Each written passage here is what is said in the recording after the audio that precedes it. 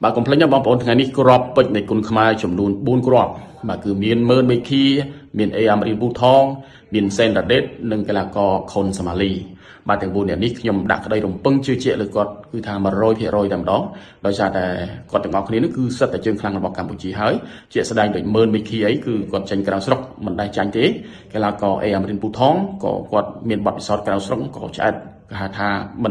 មិនចាញ់នោះដែរបាទគឺថាការប្រកួតរបស់គាត់នៅក្រៅស្រុកគឺល្អមែនទែន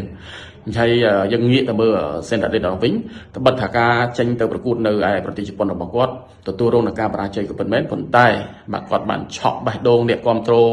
របស់គុនខ្មែរជាហ្វេនគុនខ្មែរទាំងអស់គឺថាពិតជាស្ញប់ស្ញែងនិងក៏ទៅសើចំពោះទឹកចិត្តប្រកួតប្រយុទ្ធរបស់សេនតាដេតបាទគឺតស៊ូដល់ថ្ងៃបញ្ចប់វាថាការប្រកួតរបស់គាត់ត្បិតតែចាញ់មែនប៉ុន្តែជក់ចិត្តណាស់បងប្អូនអើយគឺអស្ចារ្យមែនទែនបាទសេនតាដេតការប្រកួតនៅអេស្ប៉ាញនេះខ្ញុំជឿជាក់លើសេនតាដេត 100% ហើយខុនសូម៉ាលីត្បិតថាជើងថ្មីក៏ពិតមែនប៉ុន្តែខ្ញុំក៏ដាក់ក្តីរំពឹងជឿជាក់លើខុនសូម៉ាលី 100% ផងដែរអញ្ចឹងទាំង4នាក់នេះខ្ញុំដាក់ក្តីរំពឹងក៏ដូចជាសង្ឃឹម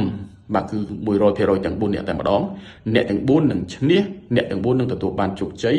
វិលមកកាន់កម្ពុជាដើម្បីគុនខ្មែរយើងស៊ូគុនខ្មែរ